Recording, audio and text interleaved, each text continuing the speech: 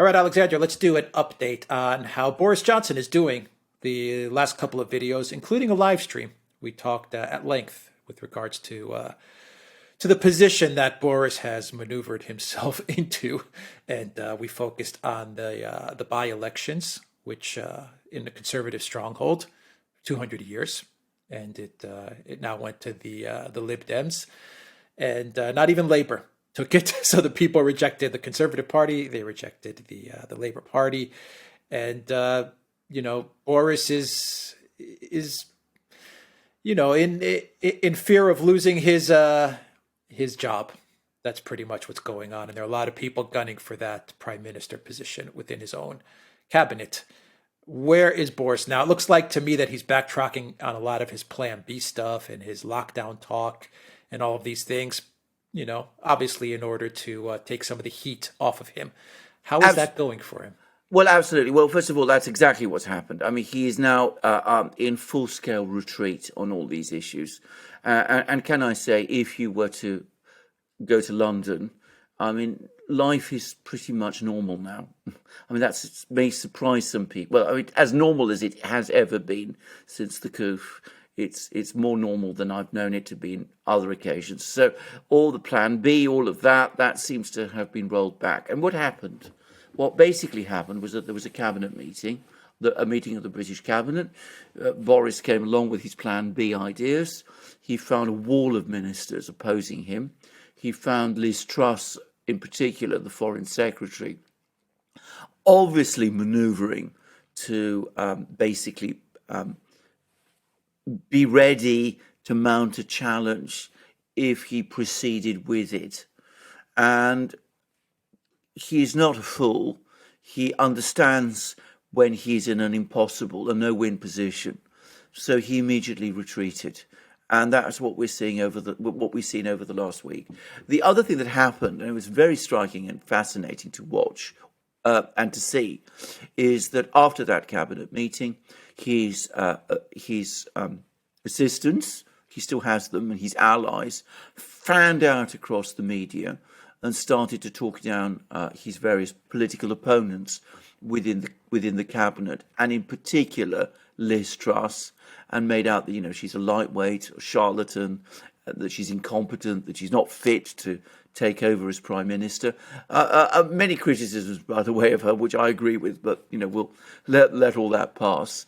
But of course, it's a further sign of the infighting that's going on within the government, of the fact that Boris now sees more challenges. He's still nervous about Sunak.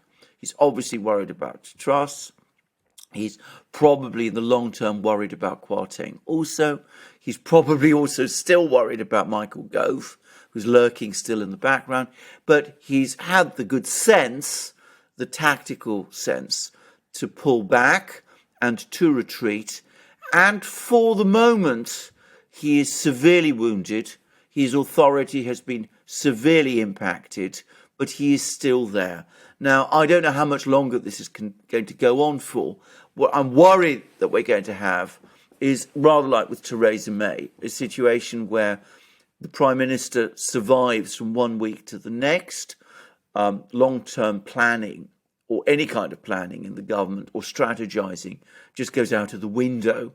We have administration in effect instead of government, but the Prime Minister is so focused on his own survival that he's not really interested any longer in governing the country in any purposeful way, and instead he ducks and weaves and comes up with some ploy or other, or retreats when he has to, because his concern now is not governing the country, but keeping control of the Conservative Party and staying in office. So it seems to me that's the danger over the next few months.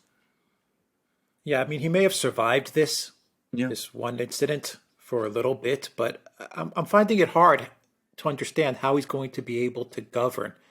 Not only because he's trying to govern with the goal of just staying in power, so that's going to be his priority. How do I keep my position? But also, how do you govern when you have a cabinet that doesn't like you and you don't like them, and that you've openly waged a media war against, and they've done the same.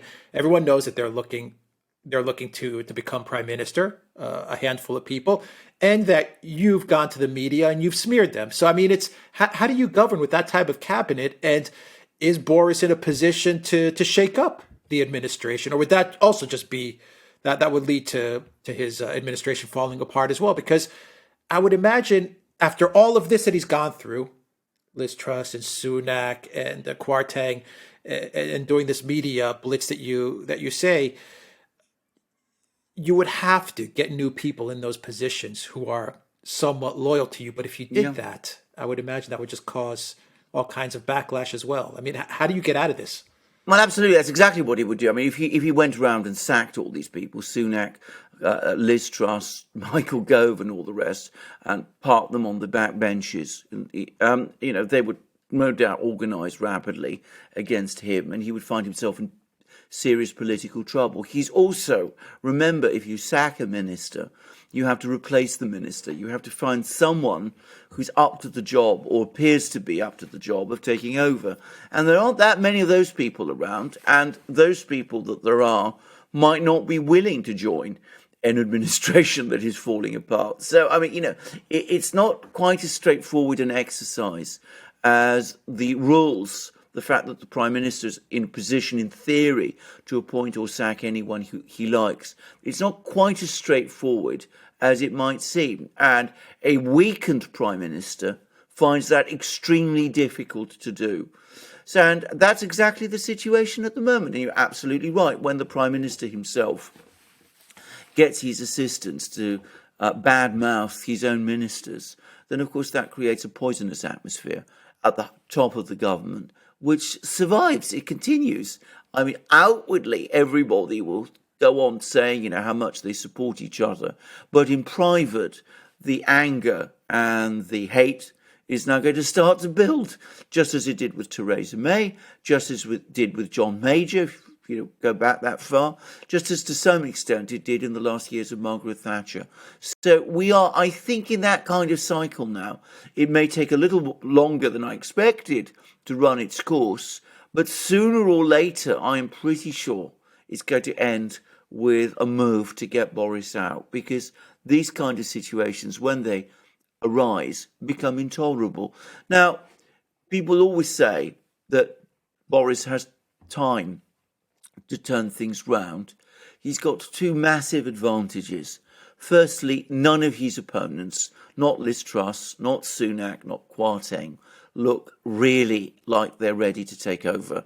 I mean, I think the more people see of Liz Truss, I think the less they like her. And I say that straightforwardly. I mean, she comes across as a much more lightweight figure than I think some of the initial enthusiastic media commentary made her appear.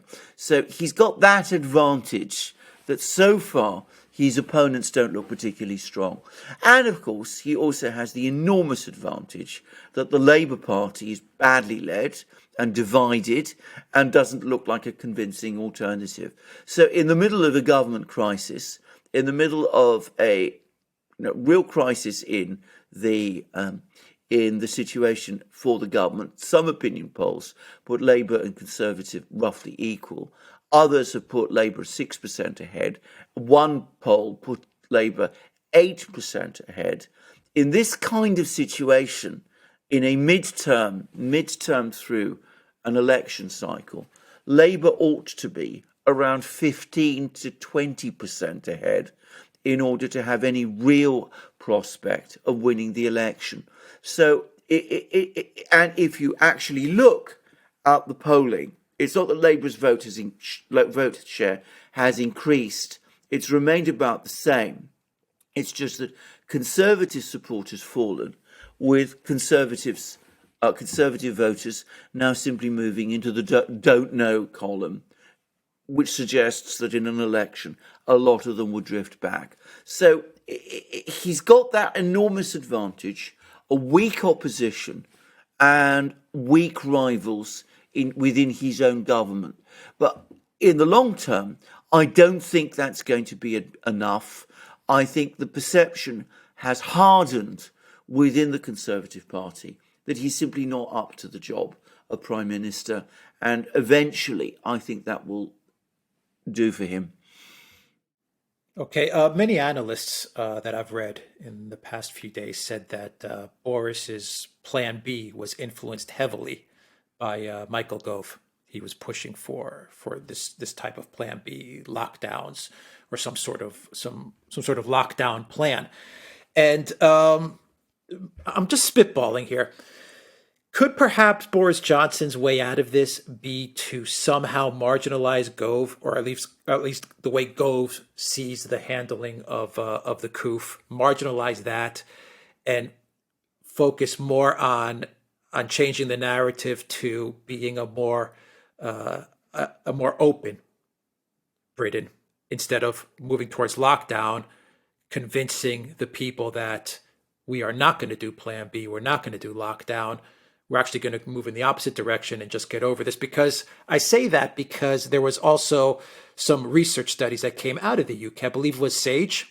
I believe that's the group of researchers, the experts, that also came out. Yeah, that came out with a prominent study which said that the Big O, and people know what I'm referring to when I say the Big O, is not as bad as we initially thought. And I thought that's interesting that that's coming out of the UK at this moment in time.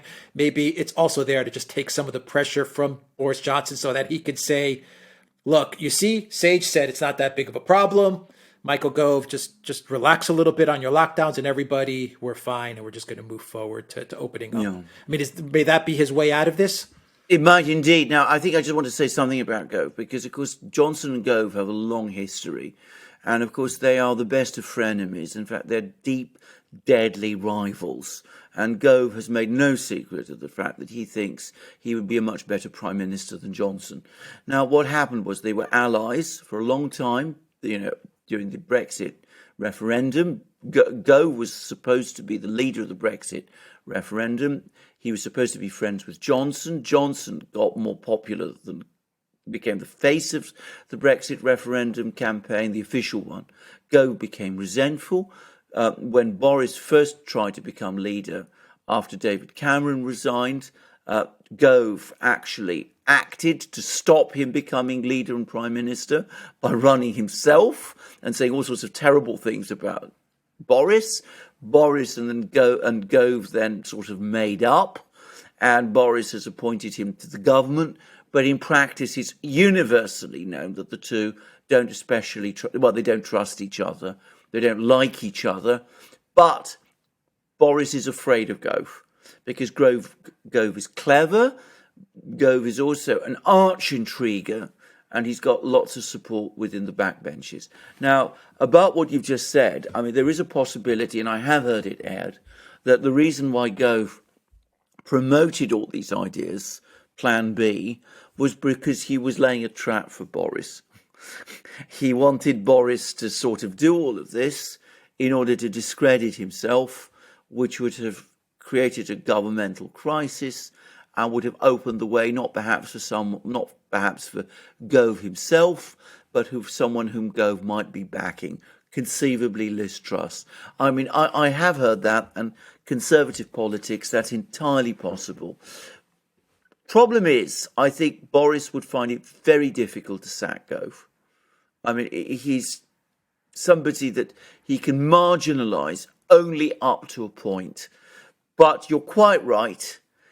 We are hearing now all the message that the thing that you mentioned, the zero, the big O, the big Greek letter, is not quite as perilous to us all as some early suggestions said. So it may be that they're trying to find a way to walk away from this, and maybe when it's all over, we'll be told that it wasn't really Boris's idea. He listened to the experts, he listened to Gove, he was misled, and now he's seen the light, and he's not going to go down that route after all. Polling, by the way, on this is absolutely conclusive. The British do not support any part of what would have been Plan B. That's my point. Yeah, it seems like that maybe that's his way out of this. That'll buy him the months that he needs. I don't know. Yes, That's how it you looks. don't see many of that much of that polling reported, by the way, in the media.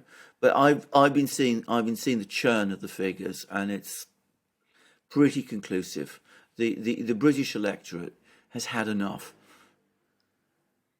Yeah, yeah, rightly so. Okay, we will leave it there. The Duran.locals.com, everybody. ODYSEE, BitChute, Rumble, and Super U is where you will find all our videos. And Duran Shop, good day. There is the mug. 10% off all merch. Use that code. Good day. All right. Take care, everybody.